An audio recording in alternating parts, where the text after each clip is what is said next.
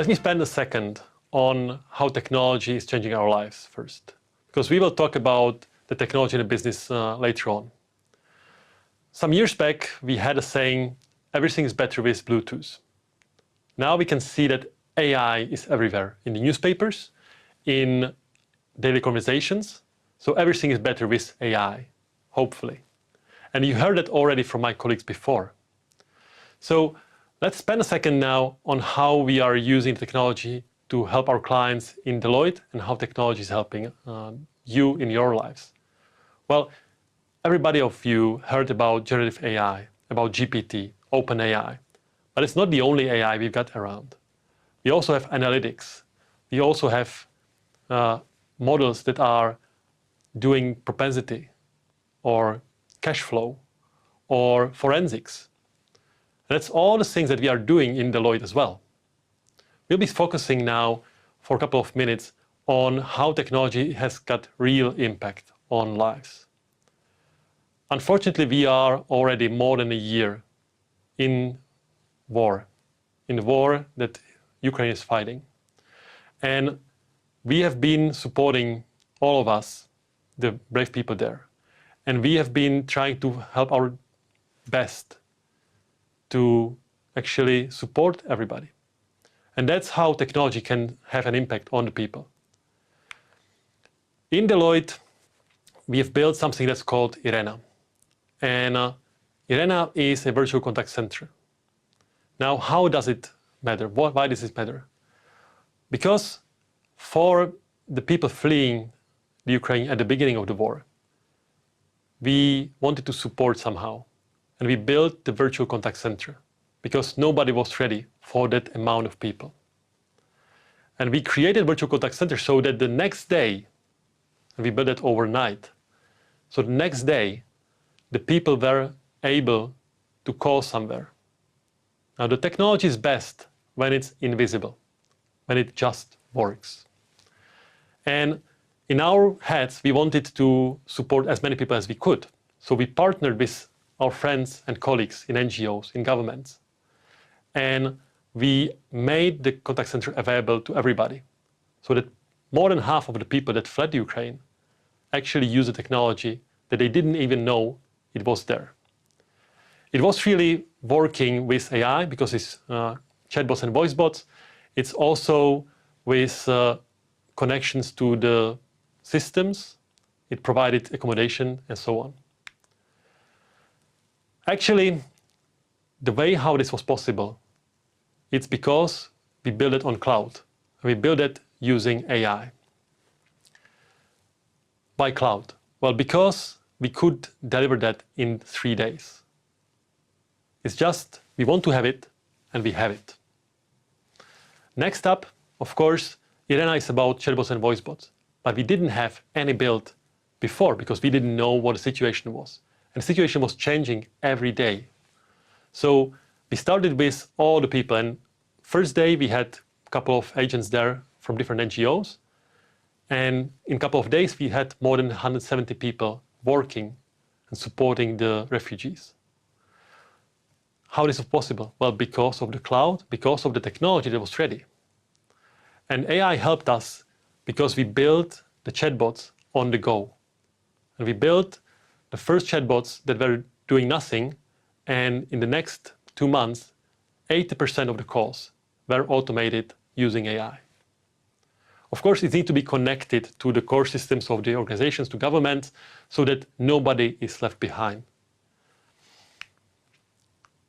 Well, what's in there? You can use with the contact centers any channels that you have. And people in distress, in crisis, they tend to use any channel that's available. They tend to use something that they know. So regular phone, WhatsApp, Viber, Telegram, anything that they've got at hand. So that's all that the contact center needs to have. Is it AI? Well, not so much, but it's part of the technology. Next up, it's about multi-channel feedback. So you call in and you receive SMS, so that nobody needs to forget anything. They just have it on paper. Of course, data collection and analytics. You need to know that the people are in distress, that the technology is not serving right. So you need to escalate back to the people.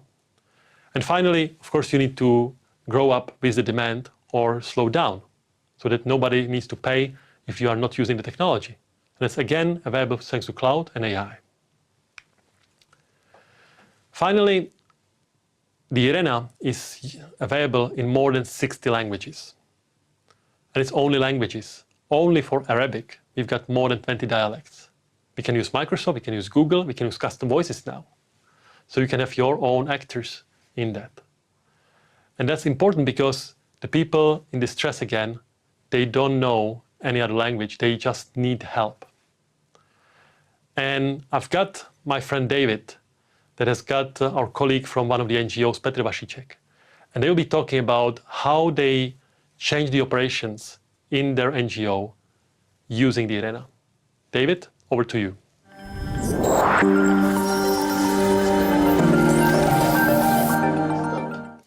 Thank you very much, Jan.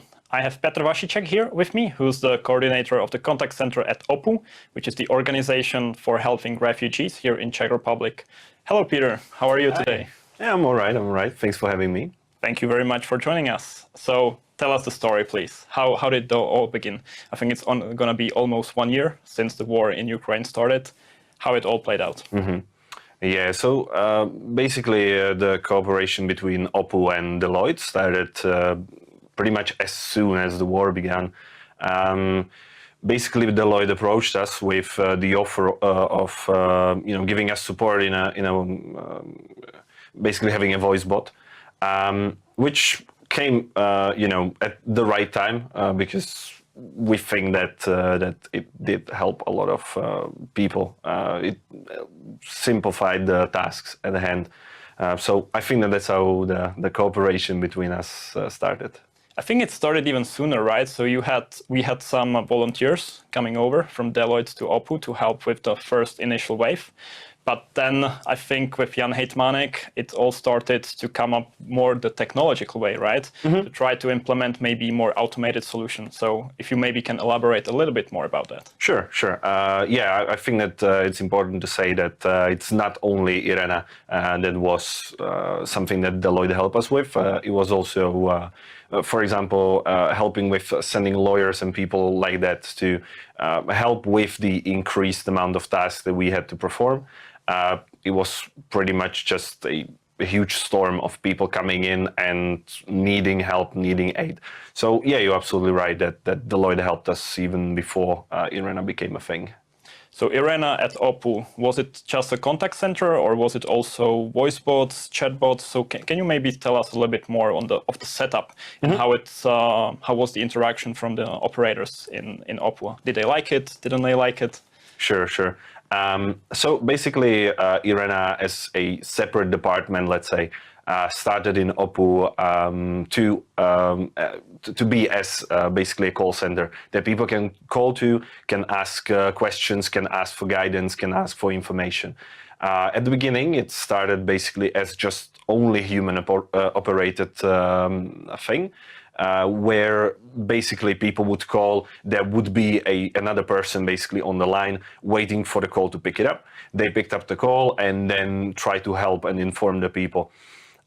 This was basically the complete start of the operation, and pretty quickly it got overrun by the sheer amount of questions and people asking for help that we received on a daily basis. So that's when it was, I believe, Deloitte that told us that there would be this possibility of having a automated voice bot, one that could take some of the workload out of the people and then place it on itself, just giving general information, etc., etc. So I think that in that way, it was received very well by people because finally they didn't have to, for example, answer a obvious and necessary, but at the same time very repetitive question. Like, for example, where do I get my visa? It's always the same answer, but as a human being, you just have to pick up the phone 15 times or 50 times per day and just explain the same exact information. So I think it was very helpful in that way that it took a lot of this repetitive workload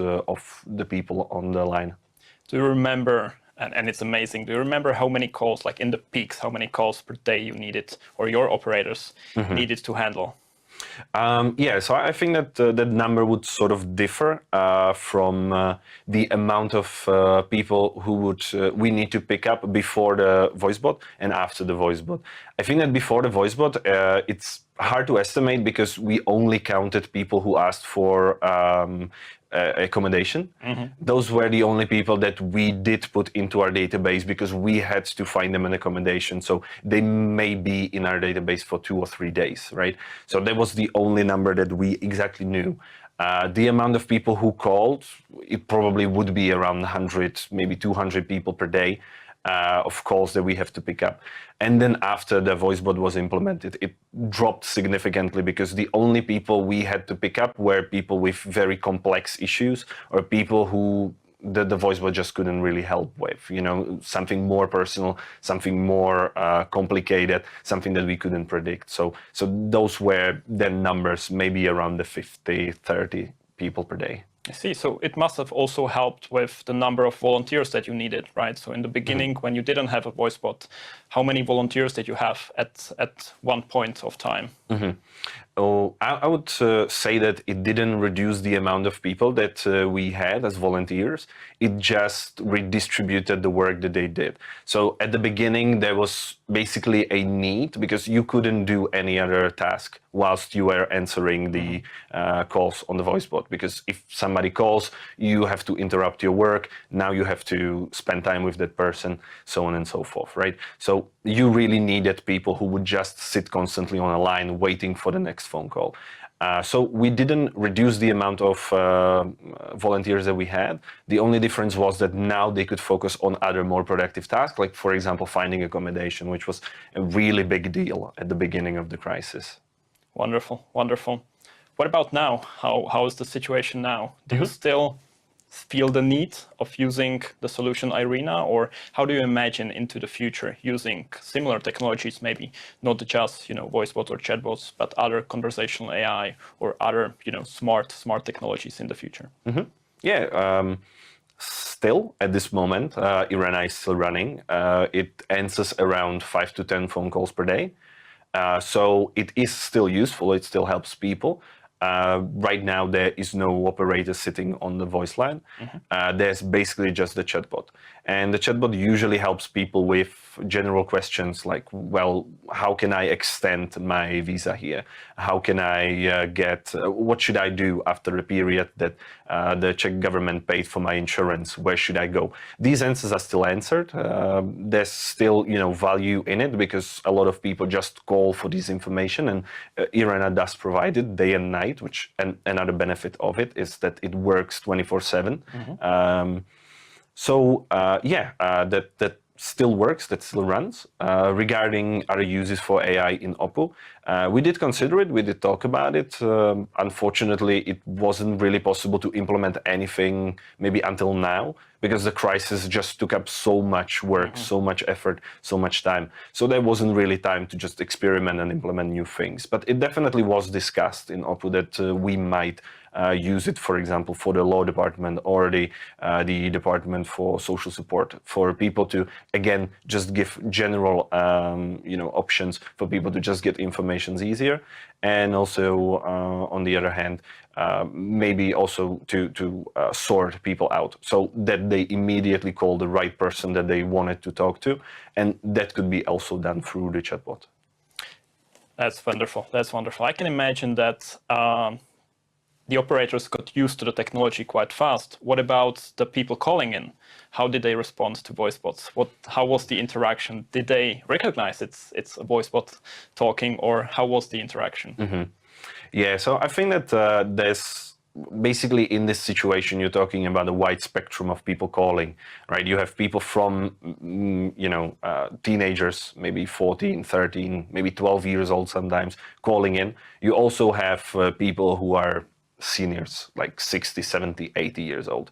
So it very much differed. There were certain people who were very much used to the concept of having a voice bot, given that most banks use it, etc., all these institutions. So it was very easy to pick up for those people, but then there were the seniors who did struggle a little bit and thought that they're still talking to a human being because maybe they're not familiar with the concept at all. So there were these situations where definitely people struggled understanding, even though we tried to implement it in such a way that it gave clear instructions onto, well, give me an exact thing that you need. Tell me law department, tell me social support, tell me housing, something like that. And certain people just told it their whole life story, right? So those situations definitely did happen.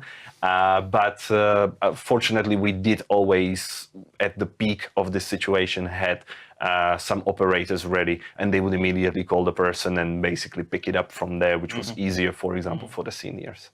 It's wonderful to hear these stories. Thank you very much, Peter. It was absolutely a pleasure. Thanks for having me. And now we have a special message from Oleg Burlachuk from the National Psychological Association from Ukraine.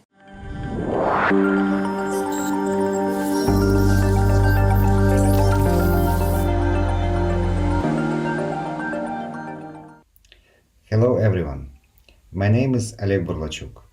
I am a secretary of the National Psychological Association of Ukraine, and today I am here to tell you about an incredible project that Deloitte, Amazon Web Services, and a team of dedicated professional psychologists from Ukraine working on.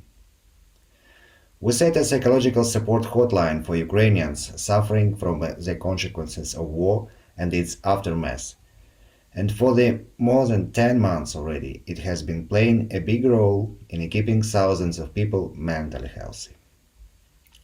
Since its launch on June 1st, 2022, we have received more than 3,700 calls from all over the world. From as far away as Portugal and as close as Kyiv region. Some calls even come from territories that's now under occupation. The impact of the war on mental health is significant, and the need of professional support is great everywhere, both near the war front line and far away from home, where the problems of adaptation and family difficulties because of family separation come to the fore. We have 11 psychologists and 3 administrators who take calls from 10 a.m. to 8 p.m. every day, providing much needed support to those who are struggling. These specially trained dedicated professionals make a real difference in the lives of those who call. The effect of war will long affect the mental health of Ukrainians, and we hope that this line of support and our international project will continue as long as possible. We are currently working on some new features, and we are grateful to the Deloitte team for their continued support and assistance. Thank you.